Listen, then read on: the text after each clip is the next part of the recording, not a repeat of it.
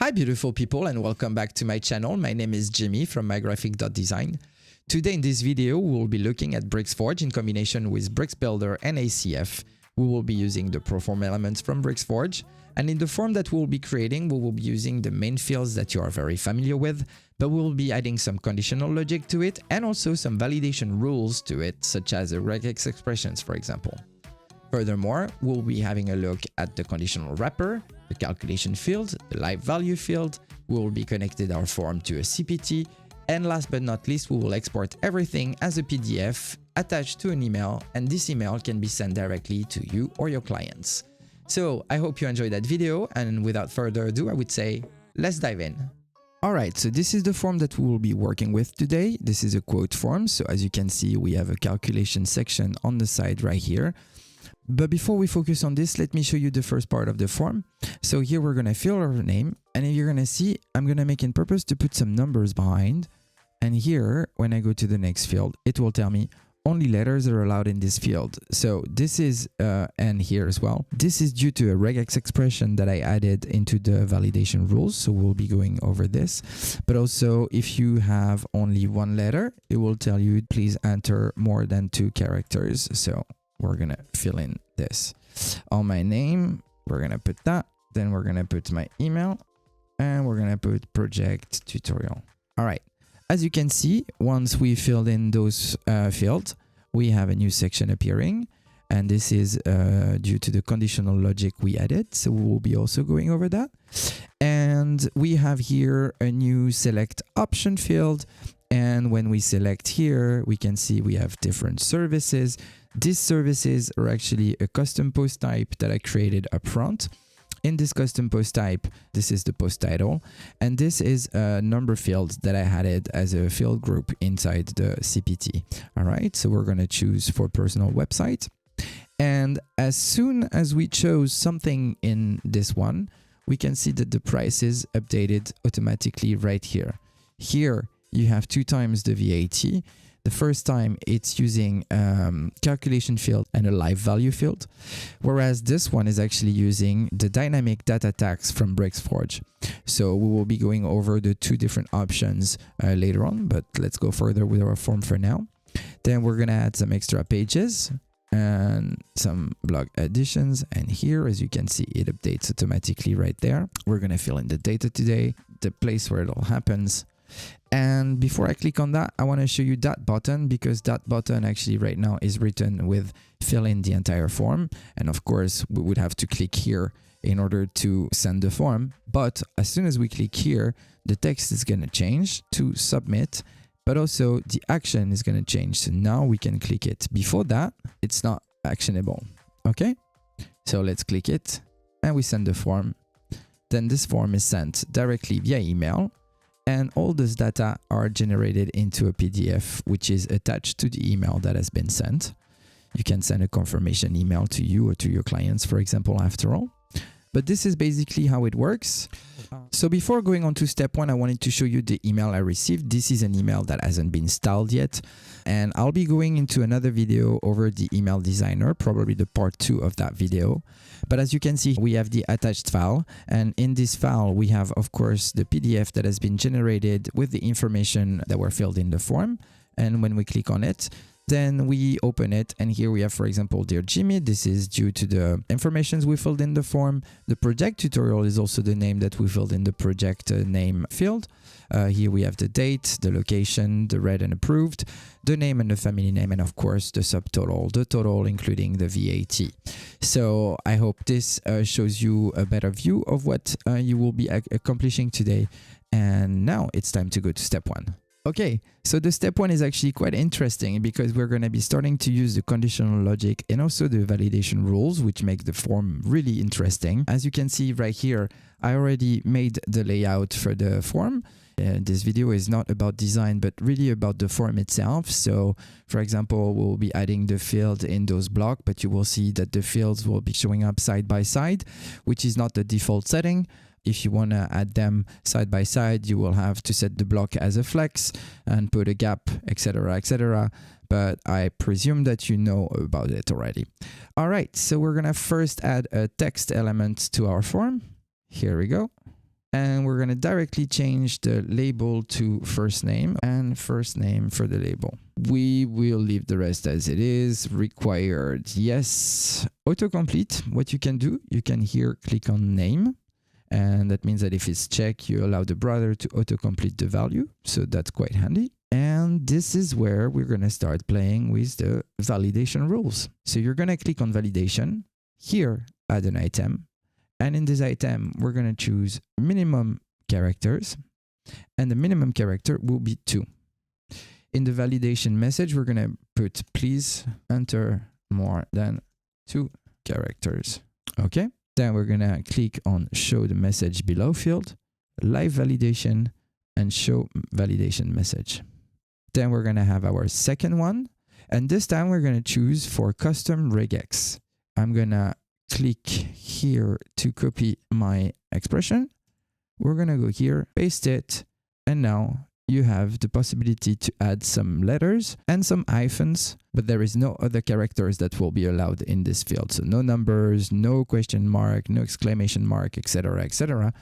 And here you can put only letters are allowed in this field. And basically that's about it for the validation rule. So as you can see, it's pretty straightforward, and then you could add another one if you want and choose for a different validation type, and you could go for a maximum character or an email. This is the one that we're going to be using on the next part. It's very interesting to use those ones. It gives a direct error message if you click on live validation and show the validation message. It shows directly the error message if it's not filled properly. So it's very handy. So without further ado, let's keep on going and duplicate that one. And as you can see, that's what I said. It shows side by side. Normally it would show under. Okay, so this is why it's set up in a block. So I could actually have them side by side by setting the block in a flex, and also set a row gap. And I think I put 2 rem out of my memory. Here, not much is going to change except that we're going to put here family name, here too. It's also required. Autocomplete is great, and validation are the same. So we are good to go, and we are done with the first part of our little form. Now we're going to add here an email. And very quickly, we're going to change this as well to email, the label to email. We're going to put this as required, of course. Autocomplete, let me see. Yeah, we could put the email. And the validation rule, this time we are going to choose for the validation type called email. And we're going to put here, please enter a valid email. This basically will make sure that the email entered is a valid email, so meaning the full format of an email with an @ and a dot for the domain. So here you go. Last but not least, we are going to use another text element. And this time, we are going to call this project name. Here too, project name. It is required. We're not going to autocomplete it because it could be anything. And we are neither going to put any validations because basically the name could be anything. In our case, in the demonstration, we called that project tutorial earlier, but it could be just numbers. It could be just anything else. So we're going to go into the next part of the form. So let me expand that all here. The next part, we need to add a select field right here. But before this, as you can see here, I have a package. But in my demonstration, you can see we don't see that block yet. And that's becoming of the conditional logic. In this example, I set the conditional logic to be this field, and this field are required to be filled in order to have the next part appearing right here. Okay, so that's what we are going to be adding right now. And this needs to be above the packages. All right, so we're going to be adding a conditional wrapper, and we are going to move it above the packages, and we're going to slide the packages into the conditional wrapper. So you see that here, when I slide my packages into the conditional wrapper, it actually changed the size of my block. And so to correct that, I'm going to click on the conditional wrapper. I'm going to go into the style sizing, and in the width, I'm going to put 100%. And this is going to solve our problem. When we go into our packages, we're going to add a select field this time. Here we go. First, let's just clean a little bit right here. And we're going to call this first name.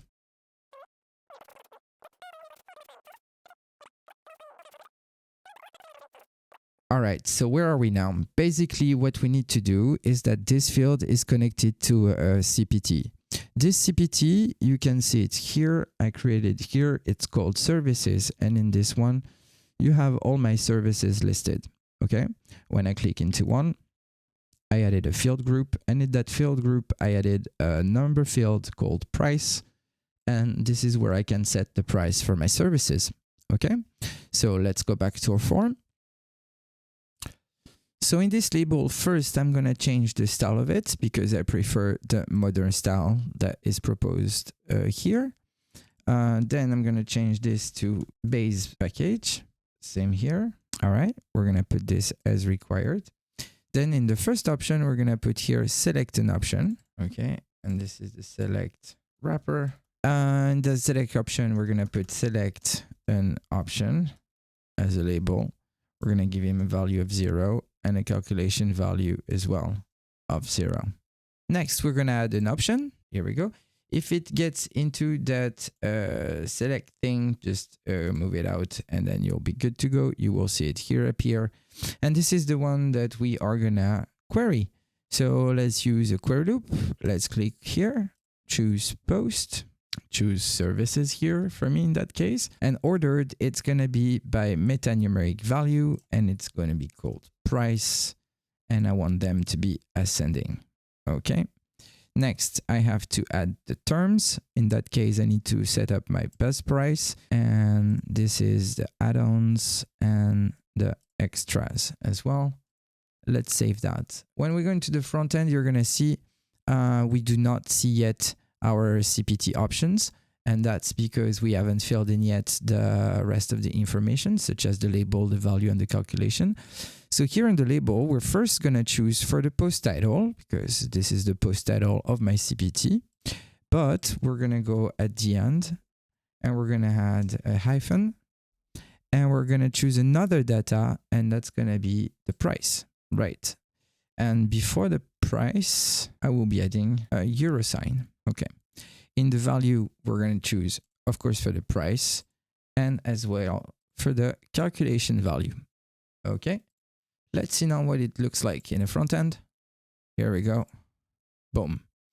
You see here we have the hyphen, the euro sign that I made, and the price. So you could add any other data that you want to those options. So that's pretty handy. Next, in that same conditional wrapper, we're going to add a number element, and let's put it in the conditional wrapper under the packages right here. As label, we're going to call it extra pages. Nope. Sorry, as a custom ID element. And as a label, we're going to call it extra pages as well. Here you go. Then we're going to put this one as well as required. Now, here, we're going to put a minimum quantity of 0. And just for this tutorial, we're going to put a maximum of 10. So people won't be able to choose more than 10 extra pages for our website. Input mode numeric, that's good. And in the condition, that's where we're going to be adding a regex expression right here. So let me copy it first. Okay. So we're going to go back to the base package. Okay. We're going to go to validation, validation rules, add an item, validation type, choose for custom regex, and then put this one.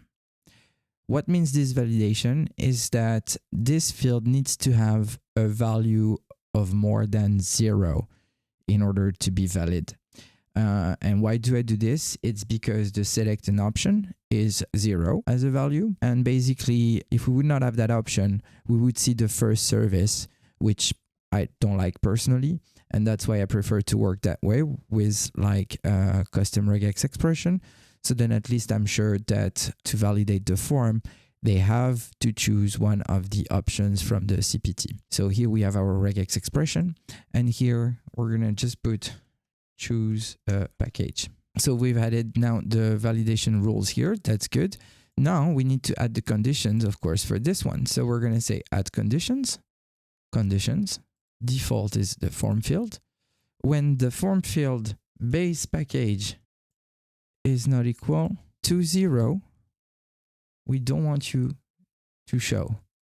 So now you see our field is hidden unless we choose for a different option.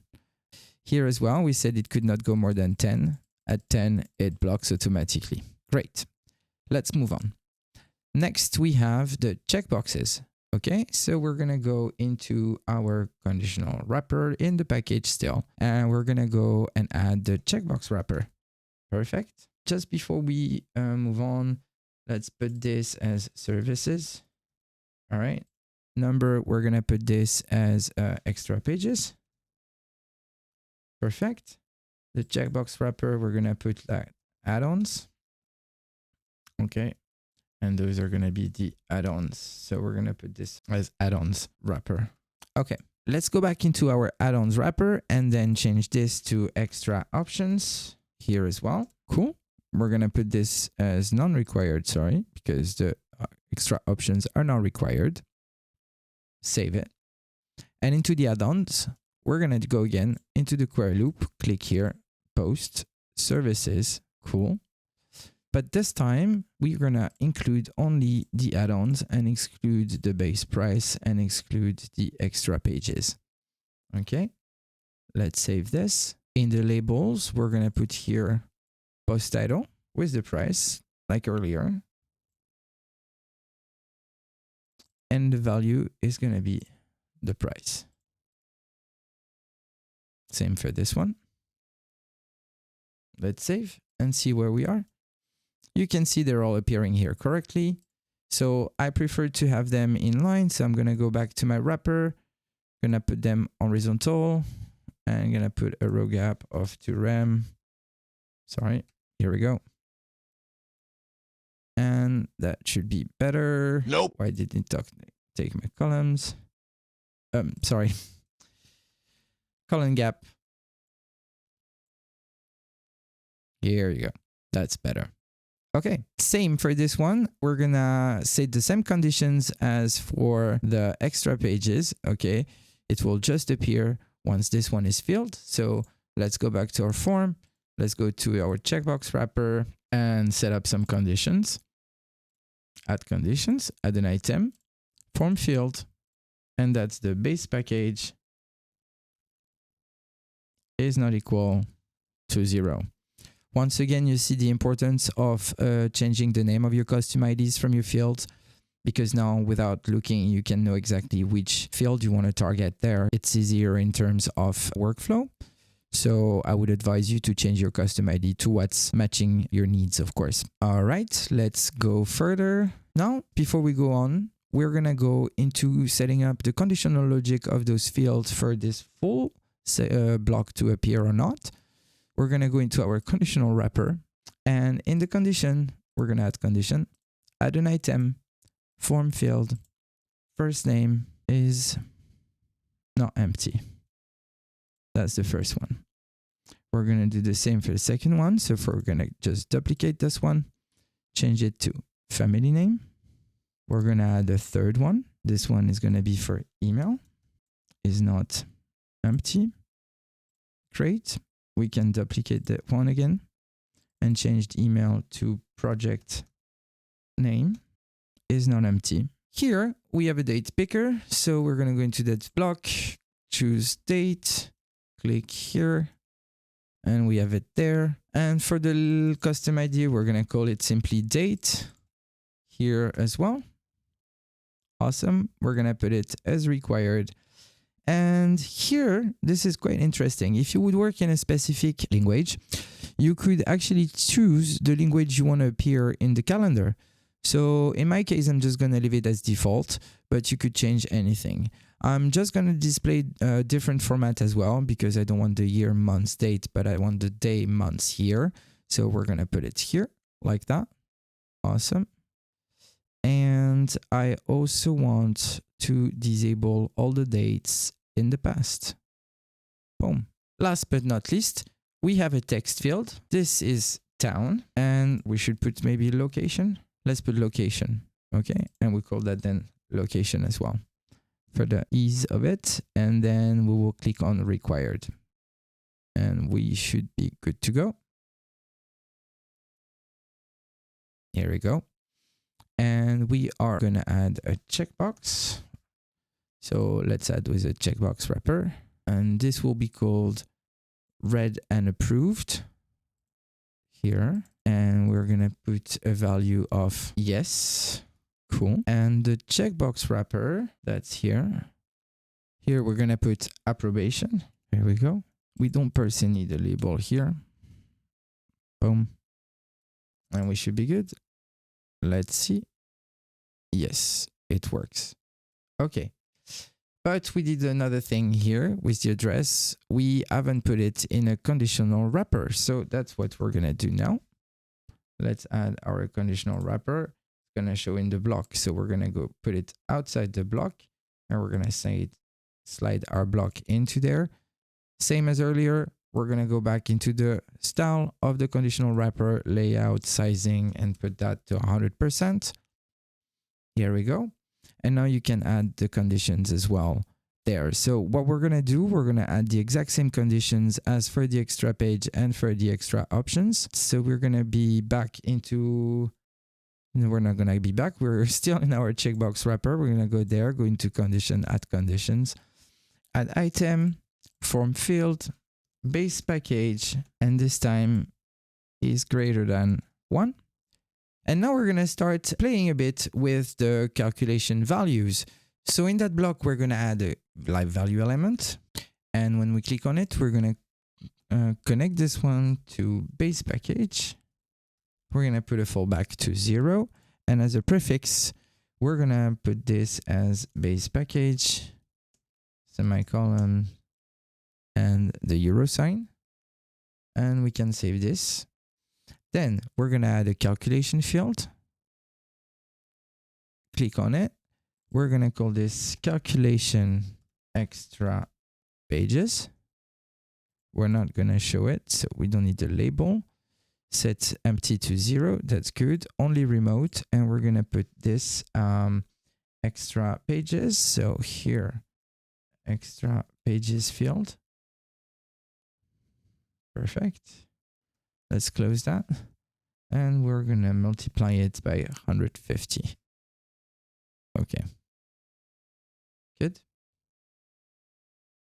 Then we're gonna add a conditional wrapper. In that conditional wrapper, we're gonna add a live value element. And we are gonna show this one. So since long and I don't wanna make any mistake, I'm just gonna copy paste that one here. As a fallback, it's a 0. And as a prefix, is the same. It's extra pages, semicolon, space, euro sign. And now we can duplicate this one. Okay. Just to be sure, we're going to put this one extra pages. And we're going to put this one extra options. This calculation in front. Here we go.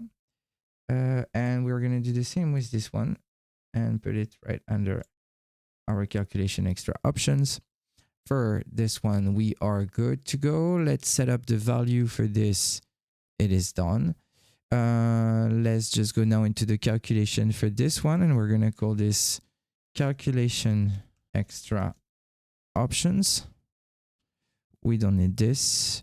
We're going to put it as only remote. We're going to change this to options, and we're going to delete the 150. In the value here, we want to connect it to the options and change it here as well. Let's see if it all works. We can go here, add a name, family name, email, project name, select an option. So far, so good. It works for the base package. When we go here, does it work?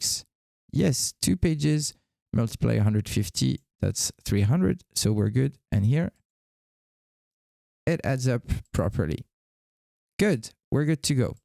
Now what we're gonna do, we're gonna add some conditional logic. Let's say if it's 0 on the extra option, there is not really a point to see that field appearing here. So let's do this real quick. We're gonna go into the conditional wrapper. In that case, we're gonna start first with the extra pages. And we're gonna add a condition. Let's say that when the form field extra pages is not equal to 0, we should see that field appearing. We are going to do the same for the extra options, but this time we're going to choose, of course, the different field. Form extra options is not equal to 0. Now let's see if those conditions are working. Let's go here.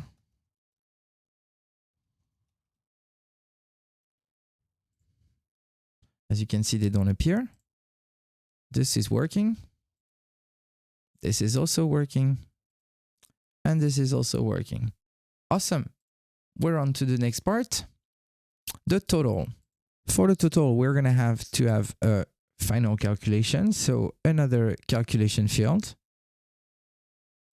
This calculation, we will get back into this after. And then we're going to add the live value element, which is the final live calculation. And here is the final calculation. Okay. For the custom ID, we're going to put final calculation. Same for this one. Although we are not going to show this label, and we are going to put it only remote. Okay. And the calculation, we are going to be adding base package plus extra pages. So that was calculation extra pages plus calculation extra options. And oops, I made a mistake right here. And let's try it. Nope. We can't try it because we need to set it here in this one. So we're going to connect it here to final calculation, fall back to 0, and the prefix is only the euro sign. Let's do a bit of styling.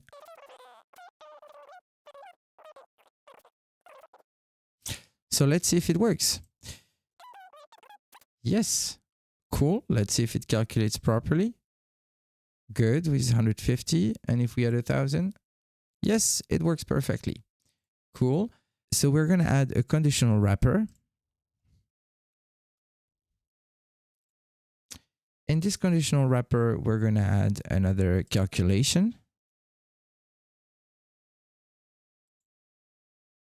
which will be followed by a live value for now. And I'm already going to anticipate and put a text field, and you will see why. Okay. Into the calculation, we're going to call this taxes. Put it here, but we don't show the label. We're going to set it as only remote. And the taxes will be basically our final calculation multiplied by 0.21. We're going to set it into our live value. So we called it taxes. Fallback is 0. And we're going to put VAT 21% inclusive, semicolon, euro sign. Let's save and see if it works. Nope. Oh, I see I added the wrong field here. So let me correct this. This is not a field that we need. We just need a normal text.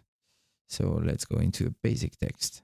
That's better. In my example earlier, I showed you and I told you that there was 2 ways of calculating this. And the next way we can use just a basic text, but instead we can use the dynamic data tags from Bricksforge. So here in that text, in the content, I'm just going to put a dynamic data tag, which is this one. Okay. And in my case, I want to change it, the calculation. It needs to be calculating the field taxes. And we need to multiply not by 0.19, but by 0.21. Beforehand, we need to put the same VAT 21% inclusive, semicolon, space euro, and you will have your value appearing the same way as it did for the other one. This is not taxes, I'm sorry, this is actually final calculation. So let's change it.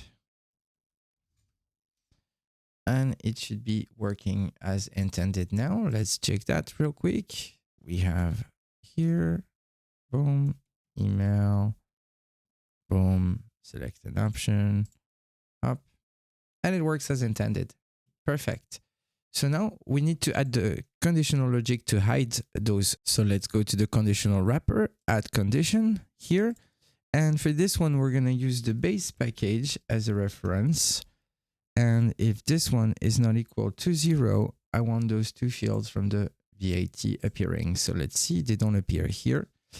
Let's put our name. Boom, it appears. And does it change? Yes, it does. Great, awesome. Step 1 is now finished. It was the main part of the tutorial and the longest. Now let's go on to step 2. In step 2, we're going to go and dig into the different actions that you can do with the Proform, and mainly the one that's called Create PDF, which is an awesome feature where you can create a PDF with all the data that you filled in the form, attach it to an email, and send it. So we're going to go and see how we can do that. So in this step 2, I already copied the settings of my Proforms that I had in my example page, and this is just in order to go faster for this video. But I'm going to walk you through one by one so you can know exactly what to do. So first and foremost, we're going to go into the fields. There is not much here to do, but we're going to check in for show required asterisks and show labels. For the required asterisk typography, label typography, and placeholder typography, I'll leave it entirely up to you. This is a matter of design. And basically, that's all for the fields. For the submit button, we are going to change the text to submit. The style is the primary style. And then we're going to add some condition. So we're going to check that box. Then when you're going to click into add an item, you're going to be prompted to that form. We're going to choose here form field. We're going to put the custom ID of the field that we want to work with. In my case, it's approbation. And I want this one to be not equal to yes. All right. And that refers to that checkbox, okay, which has a value of yes. So when this is not yes, so not checked, I don't want my button to be enabled. So once I have the form field, approbation is not equal to yes, then please disable the submit button. You could also hide the submit button, but in that case, we're just going to disable it. And as an alternative button text, I put the fill in the entire form. And until the conditions are met, in order to have the submit button being enabled, this text will be appearing. Otherwise, it will be the submit text appearing. In the actions, pretty straightforward. We're going to be creating a PDF and an email. They appear usually here, so you can choose them. Once they're selected, they appear here. And you can also see that 2 new tabs have been appearing right under. In the email, this is the email that is going to be sent to the customer. So you can put the subject you want. In my case, I put your quote and MGD. This is a short way of calling my graphic design. Send to email address. We're going to choose custom email address. And you're going to put this 2 curly brackets, email 2 curly brackets, which refers to the email field, meaning that the email will be sent to the customer. You could send a blind copy email to yourself, but instead we're going to be using the confirmation email options. From the email address, well, I would suggest that you put your own email address or your business email address, and the name would be then your business name. Email content, we're going to leave it as it is, and we're going to make sure that HTML email is checked on as well. In the confirmation email, you can put then the subject that you want to receive. This will be for you and not the customer. Send to email address needs to be your email address. From the email address, well, it's coming from your website, so you can put your own email address here as well. And the name, you can put your business name here. The email content, you can put all the fields that you have in your form, and then you can here as well check for the HTML email. And then we are going to create the PDF, and for that, we're going to choose the paper size for A4, orientation as a portrait. PDF name, we're going to put the quote, and the cool thing about this is that you can put dynamic data, so we're going to put the project name and then the name and the family name. Here I need actually to change them because this was a preset of my previous example. So that's first name and that's family name. Then in the template type, we're going to put HTML. And here I actually coded a very simple HTML file, thanks to my friend George as well, to check it and help me to go faster on my process for that video, I actually copy pasted it here. And what's interesting is that you're going to be using the same dynamic data that you have for your form. So here in your HTML, in your text, you can put those curly brackets and the custom ID of the field that you want to appear. So here the project name, and you will see that I have a couple of others, right? And that's basically it. We're going to add it, of course, as an attachment, and we're going to add it to media library. That's your choice, yes or no. But we're going to do this. All right, let's save it and go for a final check. I am going to put my real data as now. Hey, Jim. Not Jimu, but Jim. Tough. Then I'm going to put my email, project tutorial. I'm going to select an option, add 10 extra pages, and add some extra option, the date, the location, read and approve, submit. It's been submitted successfully. And in my emails, I can see that I already received them. So we have here the email that the customer will be receiving. This email looks pretty ugly, I agree, but this is what we will be covering in part of my video, where we will be going over the email designer function from Bricksforge. But what's important here is the attached file that's here. And this is basically the quote as a PDF. So here you can see that we have the data, dear Jim, the date, the location, the name, and here the base price, the extra pages, the extra options, the total, and then the VAT. Cool. Now let's go check in our backend if it's saved in the library. It should. And then we have it here, quote with the name, project tutorial, and the name and the family name as asked. With this last test done, it's not the end of the video. Thank you so much for your patience. I really hope you learned something along the way, and I'll be coming back with some videos very soon. So until the next time, take care and bye.